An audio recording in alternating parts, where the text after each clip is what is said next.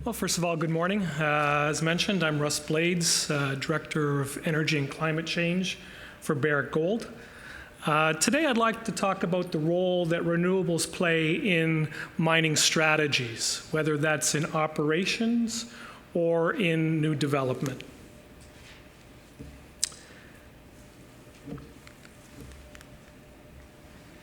And I just want to bring to your attention that I will be making some forward-looking statements as part of this presentation. Okay, those that may not be familiar with Barrick Gold, we're a leading gold mining company. Our headquarters is here in Toronto. We have mining operations around the world.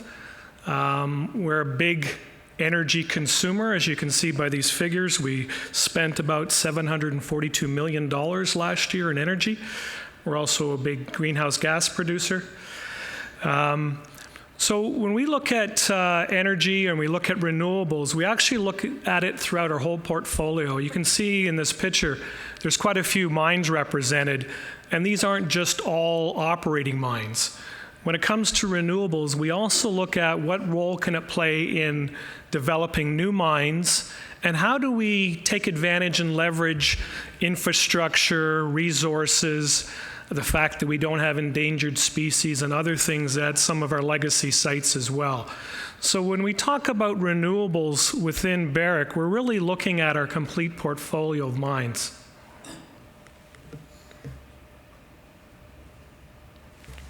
Oops. There we go.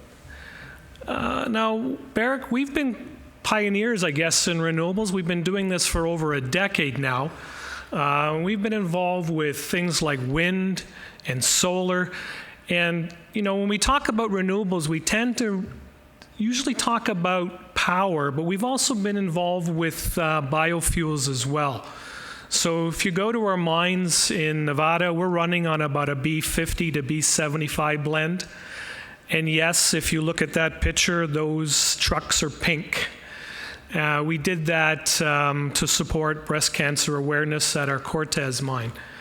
But as I mentioned, you know, we've been doing this for quite some time now, and you know, we learned a lot. You know, if you go back into like 2008, and as you'll see, the price of solar panels were much more expensive then than they are today.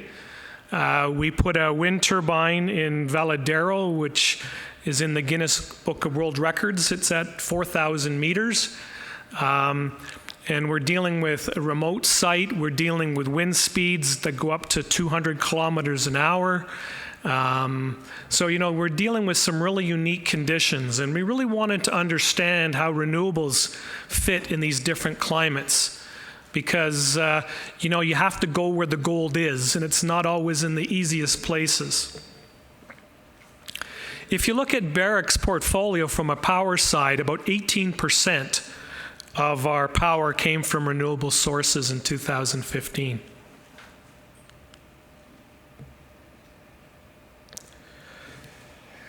As I mentioned, you know, I'd like to refer to this as almost like a perfect storm. We're seeing this convergence today and this compounding of different events that are really driving towards renewables making much more sense. We're seeing a greater focus today on climate change, on carbon pricing, on diesel particulate matter. We're seeing more interest in disclosure and license to operate. We live today in a time of fuel price uncertainty and fuel price volatility.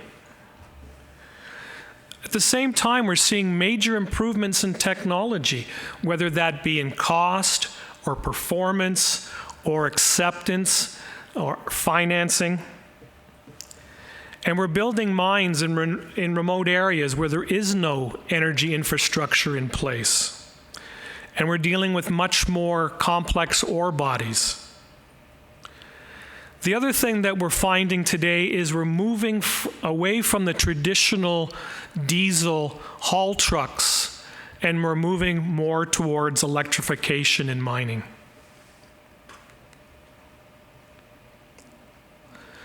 So let's start with fuel price volatility.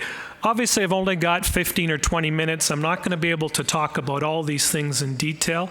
A lot of my colleagues that are coming up will talk about these things in more detail.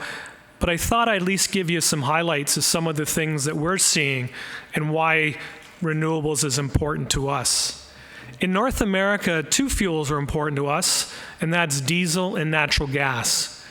And what I've done here is I've looked at the price of diesel and natural gas in the United States, and I converted the units, it's usually dollars per gallon. I converted it to dollars per million BTUs, which is roughly dollars per gigajoules, so that you can see a better comparison between these fuels. And so the blue line is diesel, and the red line is natural gas, and you can see the volatility over the years between 2006 and 2016. The other thing is, knowing the heat rate of your power plant, you can quickly estimate what the cost of power would be at these different fuels in different points in time. And so if you look back in around 2008, when diesel prices were about $27 per million BTUs, and I kind of cheated. I used 10,000 heat rate so I could do the numbers really quickly in my head. But it's interesting, we're also seeing those kind of heat rates on a lot of our simple cycle plants that are in high elevation where we've had derating. So it's not an unreasonable number. So you can see back in 2008, for example, if we were running a site on diesel, the cost of power would be about 27 cents. Today, with prices of diesel being where they are, that would be much closer to 10 cents. The other interesting thing that this chart helps us to understand is one other area beside renewables that Barrick is spending a lot of time in is fuel switching. And we're looking at converting our haul trucks from from diesel to natural gas. And when you look at these price curves and the differential, you can see why that makes sense. And the other thing is that natural gas has a much lower carbon footprint, and it doesn't produce the same diesel particulate matter.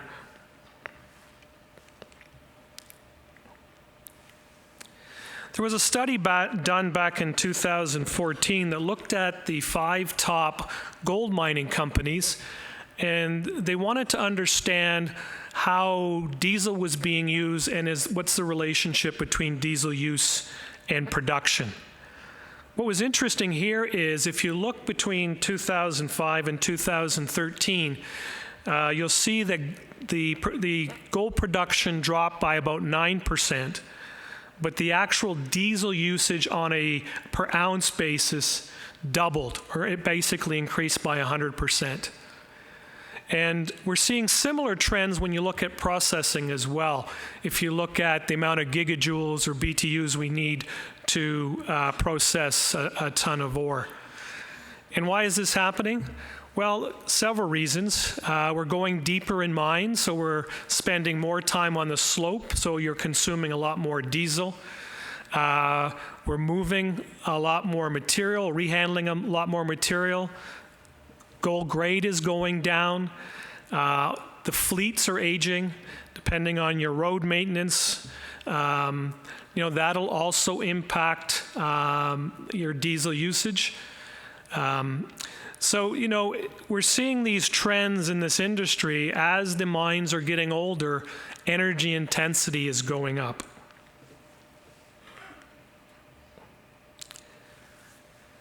I'll take you back to 1975. I was in high school, had long hair, rode a motorcycle. The top song that year, believe it or not, was Captain and Tennille's Love Will Keep Us Together. I was surprised. I was looking at that and I go, I'm a rock and roller. I'm thinking that can't be the #1 song in 1975, but it is. And does anybody want to guess what the #1 movie was in 1975? Someone say Jaws? Jaws, yeah. #1 movie, 1975 was Jaws. Interesting thing, if you wanted to build a PV solar plant back in 1975, it would cost you over $100 a watt. And there was only about 2 megawatts of a total installed capacity in the world. Let's fast forward to today, and now we're seeing prices below 50 cents a watt. And we are seeing about 65,000 megawatts of installed capacity worldwide. It's really amazing when you look at those trends.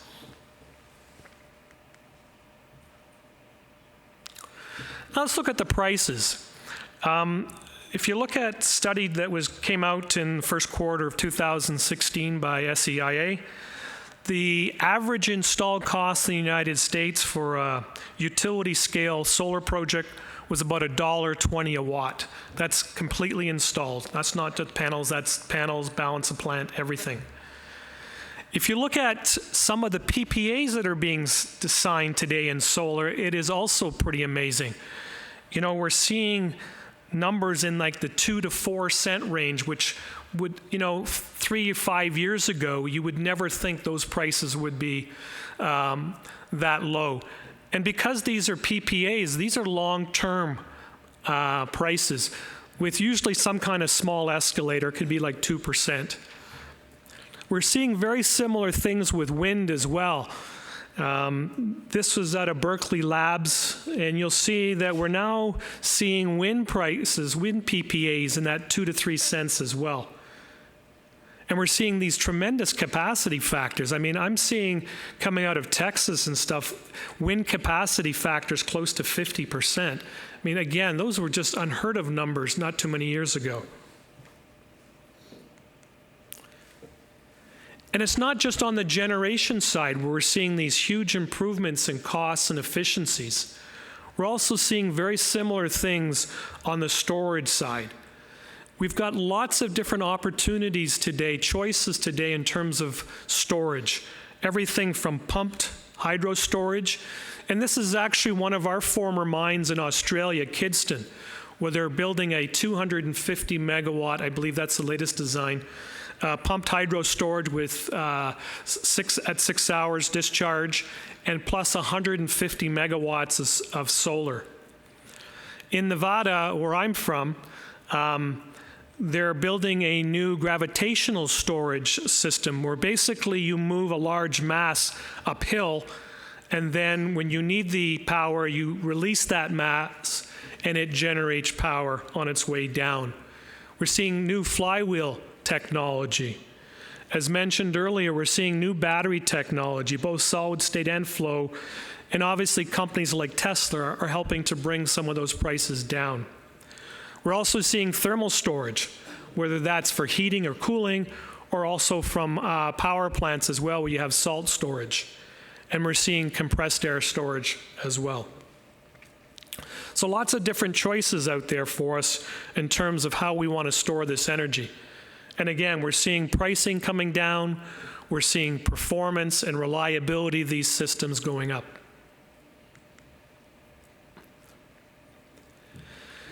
This is a chart that shows the various countries in which Barrick operates mines. And as a result of the COP21, we saw, basically the world start to come together around climate change and put together targets on how to address this issue. And you can look at these countries, you can see they're fairly aggressive targets, typically 25 to 30% by 2025 to 2030. But just making these announcements doesn't make things happen. We know that the governments, or we know that in order for this to happen, there's got to be some incentives or pain. And usually when these announcements come out, what we tend to see is a price for carbon. And whether that's a carbon tax or a cap and trade, here in Canada, it's here, and we're starting to see the same thing happening abroad. It'll be interesting to see what happens in the United States when Mr. Trump comes in. But the thing for us in Nevada is we're actually paying carbon tax even though it's not called that. We broke away from NV Energy in Nevada, and because we are a utility, we have to meet the renewable portfolio standards for the state of Nevada, which means if we don't generate renewables, we have to buy RECs, or in Nevada they call them PECs. Those actually, when you do the math, they equate to $1 per ton basis of CO2. So we are involved today with a carbon tax in Nevada.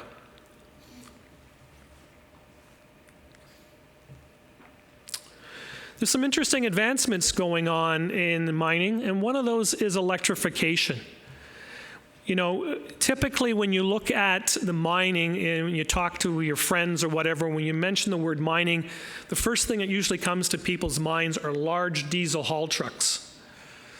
Well, when you start to look at, and I'm not originally from the mining industry, I've been doing this now for 8 years, but from an engineering perspective, when you start to look at moving material, you probably wouldn't choose a diesel haul truck.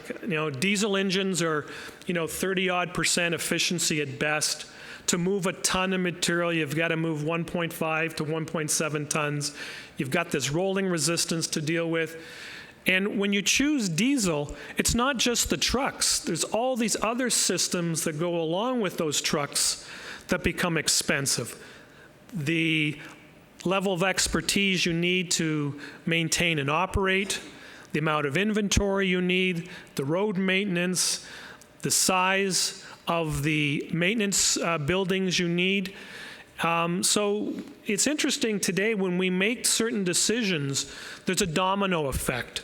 We have to really look at it from a systems approach and understand what is the systems cost around that decision. And as a result, we're starting to see this movement towards electrification. And with technologies like Railveyor, RopeCon, conveyors, and even trolley assist, and that's one of our trolley assist systems at our copper mine in Lumwana. And why are we moving in this direction? Well, we want to reduce our costs. That's important. We want to reduce the use of diesel. As you know, there's been a direct link between diesel emissions, DPM, and cancer in mining. As I mentioned to you before, diesel trucks are not very efficient. And we typically compare material movement using the kind of a kilowatt hour per ton kilometer basis. So how much energy does it take to move 1 ton, 1 kilometer? And you'll see things like when you start looking at haul trucks, you can be up around 1.2 kilowatt hours per ton kilometer. And when we start to look at some of these other technologies, we can be down around 0.2, 0.3. The other interesting thing with these electric technologies is the ability to regenerate on downhill runs. And since we're moving towards electrification, this all can be integrated with renewables, energy storage, and smart grids. And it's not just the open pit. We're also looking at underground mines as well, because we have the added benefit, if we can remove those heat loads and diesel particulate matters, we can also reduce our ventilation requirements. And again, these systems would integrate well with renewables and storage and smart grids. It's the beginning of the end. The reality is in 2013, there was more new renewable generation than fossil fuel. And so this is the trend. This is the reality today. And there's some studies that suggest that even though solar is a small percentage of this, by 2050, solar could be the #1 source of power in the world. From an investment standpoint, Navigant predicts that by 2022, the mining industry could invest almost $4 billion in renewables. Other consultants, like R4 Mining and others, suggest that this number could be considerably higher, especially when you consider the utility investments needed to provide grid power to the mining industry. Now, the future. We work very closely with Deloitte, and we wanted to understand what could the mining of the future look like? How could we integrate renewables into this picture? And this is one of the things that we came up with. You can see there's a lot going on here, and I won't go through all the details, I don't have time, but you can see we're starting to look at how we can integrate solar, wind, geothermal, all these different pump storage, all these different things into the design of mines. And what would those impacts be on things like our all-in sustainability costs? How would they impact our carbon footprint? How would they affect mine life, sustainability? And how do we actually integrate these systems into the community to improve our CSR and community relations? These are all things that we've been working on very closely and trying to better understand and actually start to model so we can understand how these things can integrate. Now, the interesting thing is a lot of these technologies are available today. You know, and part of this process we go through because we also want to understand what gaps are out there. And so where do we as a company, where do we as an industry need to focus to fill those gaps? And I'd like to leave you with a couple of cartoons. I find that humor sometimes is the best way to get your point across. For those Dylan fans in the audience, I think the first slide will appeal to you. And the second slide is really the way I like to approach the climate change naysayers out there, is by saying, what if it's a big hoax and we create a better world for nothing? So I'll leave you with those thoughts, and thank you very much.